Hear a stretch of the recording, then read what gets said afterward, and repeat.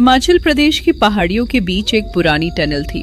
उस टनल का नाम था काला घाट सुरंग। दिन में भी वहाँ अजीब सन्नाटा रहता था। एक बार समीर अपनी पत्नी के साथ उस टनल से गुजर रहा था। उनका सफर बहुत अच्छा कट रहा था। टीना डर गई। समीर, ये कैसी आवाजें हैं? तुमने सुनी ना? हाँ, कोई औरत बहुत जोर जोर से चिल्ला रही है, लेकिन इस टनल में हमारे सिवा तो कोई भी नहीं है। फिर ये आवाजें कहाँ से आ रही हैं? समीर, मुझे तो बहुत डर लग रहा है। जल्दी निकलो इस टनल से, जल्दी। फिर समीर डर के मारे गाड़ी तेजी से भगाने लगा, लेकिन कुछ ही देर में समीर की आंखें पूरी सफेद हो गईं। समीर, तुम्हें क्या हो रहा है? तुम्हारी आंखों को क्या हुआ? टीना समीर का हाथ पकड़कर उसे जोर जोर से हिलाने लगी, लेकिन समीर टीना की आवाज नहीं सुन पा रहा था।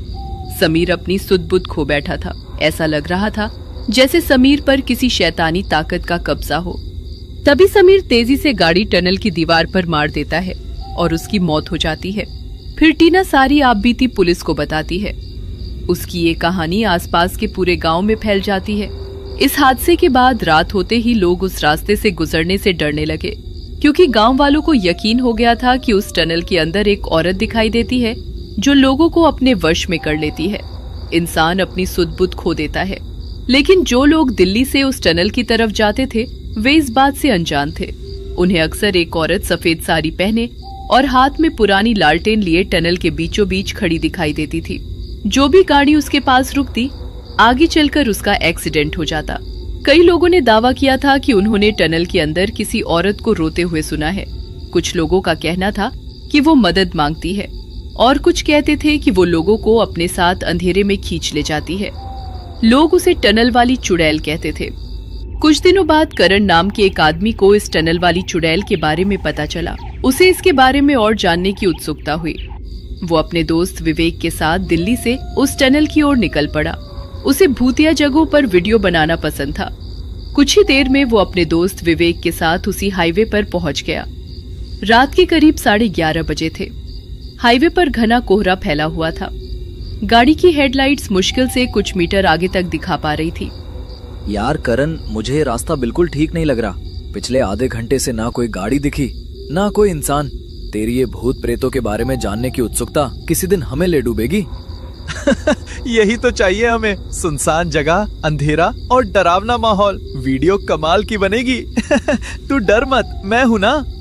वीडियो अपनी जगह है, लेकिन पता नहीं क्यों ऐसा लग रहा है जैसे कोई हमें देख रहा हो।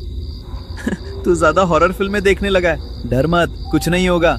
चल गाने चलाते हैं, तेरा डर थोड़ा कम हो जाएगा। जैसे ही करण ने गाना चलाया, उसमें से अजीब अजीब आवाजें आने लगी, जैसे कोई जोर जोर से रो रहा हो। ये क्या चला रहा है भाई?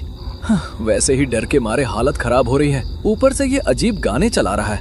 विवेक ने गाना बदला तो किसी के जोर जोर से चीखने की आवाजें आने लगी। करण ने डर के मारे रेडियो बंद कर दिया।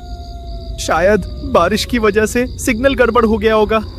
लेकिन अगले ही पल रेडियो फिर चालू हो गया। इस बार एक औरत रेडियो पर बोली, रुको, मुझे छोड़कर मत जाओ। विवेक के हाथ कांपने लगे। करण, मुझे अच्छा नहीं लग रहा, गाड़ी वापस घुमा लेते हैं। पागल मत बन, बस थोड़ी देर में टनल आ जाएगी। तभी दूर अंधेरे में टनल दिखाई देने लगी। एक बहुत बड़ी पुरानी सुरंग। उसके अंदर पूरा अंधेरा था, जैसे रोशनी भी वहां जाने से डर रही हो। यही है वो टनल करण, जिसके लिए हम यहाँ आए हैं। करण ने कैमरा ऑन कर दिया और व्लॉगिंग करने लगा। आज हम उस मशहूर काला घाट सुरंग के अंदर जाने वाले हैं, जिसके बारे में कहा जाता है कि यहाँ रात में चुड़ैल दिखाई देती है। भाई जल्दी करो, निकलते हैं यहाँ से। गाड़ी धीरे धीरे टनल के अंदर जाने लगी। अंदर बहुत ठंड थी, दीवारों से पानी टपक रहा था। पूरा माहौल अजीब सन्नाटे से भरा हुआ था। अचानक ऐसा लगा जैसे कोई नंगे पैर सुरंग के अंदर चल रहा हो। तूने सुना? हाँ, शायद पानी टपकने की आवाज होगी। लेकिन अगले ही पल वो आवाज और करीब आने लगी, जैसे कोई उनकी गाड़ी के साथ साथ चल रहा हो। तभी अचानक हेडलाइट के सामने एक औरत दिखाई दी। उसने सफेद साड़ी पहनी हुई थी और हाथ में लालटेन पकड़ी हुई थी। वो सड़क के बीचों बीच खड़ी थी। गाड़ी जोर से रुक गई। दोनों हांफने लगे। औरत धीरे धीरे सिर नीचे किए खड़ी थी। शायद कोई आसपास के गांव की औरत होगी। कोई इंसान आधी रात को टनल के बीच अकेला नहीं खड़ा रहता। भाई, ये वही चुड़ैल है जिसे देखने तू दिल्ली से 300 किलोमीटर दूर मुझे लेकर आया है। अरे यार, एक तो तू डरता बहुत है। डर मत, तुझे देखकर मुझे भी डर लग रहा है। फिर करण गाड़ी से बाहर निकल जाता है। अरे पागल, बाहर मत जा, मरने का शौक चढ़ा है क्या? वापस अंदर आ जा, ये कोई आम औरत नहीं है। लेकिन करण विवेक की एक नहीं सुनता और धीरे धीरे उस औरत के करीब पहुंच जाता है। सुनिए, आप ठीक है? औरत चुप रही। फिर धीरे धीरे उसने अपना सिर ऊपर उठाया। उसका चेहरा बहुत सुंदर था, लेकिन उसकी आंखें पूरी काली थी। आप यहाँ क्या कर रही हैं? मैं रास्ता भटक गई हूँ, मेरी मदद कर दीजिए ना। आपका घर कहाँ है? मुझे घर नहीं जाना, मुझे बस आपका साथ चाहिए। उसकी अजीब बातें सुनकर करण डर जाता है और पीछे मुड़कर विवेक की तरफ देखता है। विवेक गाड़ी में बैठा उस औरत की बातें सुन रहा होता है। अरे कमबख्त, वहाँ खड़ा क्या कर रहा है? जल्दी से वापस आ जा। तभी करण की नजर उस औरत के पैरों पर पड़ती है। उसके पैर देखकर करण की हालत खराब हो जाती है, क्योंकि उसके पैर उल्टे थे। उसकी सांस अटक गई। वो डर कर पीछे हट गया, लेकिन अगले ही पल वो औरत गायब हो चुकी थी। पूरा टनल खाली था। विवेक गाड़ी से बाहर आया। मैंने कहा था ना, ये इंसान नहीं थी। करण कांपती आवाज में बोला। चल, जल्दी चल, हमें अभी यहाँ से निकलना होगा। दोनों जल्दी से गाड़ी में बैठे, लेकिन तभी गाड़ी स्टार्ट होना बंद हो गई। अरे यार, अब इसे क्या हो गया? इस कमबख्त को भी अभी खराब होना था। मुझे यहाँ से जाना है, जल्दी गाड़ी चला भाई। अचानक टनल के अंदर किसी औरत के रोने की आवाज गूंजने लगी। मुझे अकेला मत छोड़ो, मुझे अकेला मत छोड़ो। विवेक के चेहरे से पसीना बहने लगा। तभी गाड़ी के पीछे किसी के बैठने की आवाज आई। दोनों धीरे धीरे पीछे मुड़े और उनकी चीख निकल गई। वो औरत गाड़ी की पिछली सीट पर बैठी थी। उसके बाल पूरे चेहरे पर फैले हुए थे और वो धीरे धीरे हंस रही थी।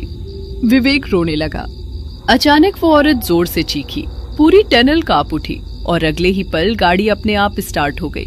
करण ने तुरंत एक्सीलेटर दबाया। गाड़ी तेजी से आगे बढ़ी, लेकिन कुछ सेकंड बाद दोनों के होश उड़ गए। वे फिर उसी जगह पहुंच गए थे।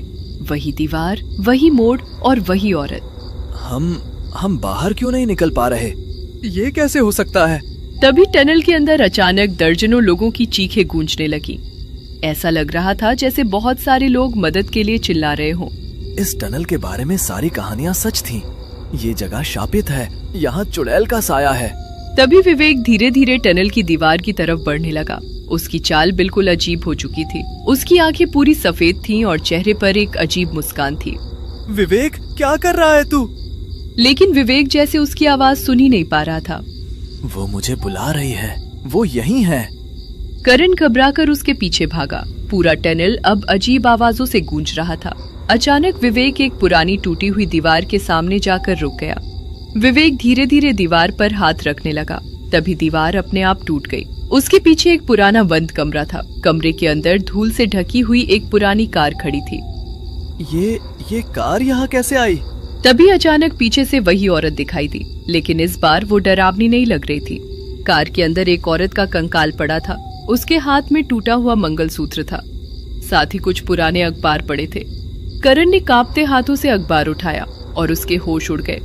उस खबर में लिखा था, टनल में एक्सीडेंट में महिला की मौत, लेकिन नीचे छोटे अक्षरों में लिखा था, स्थानीय लोगों का दावा, ये हादसा नहीं, हत्या थी।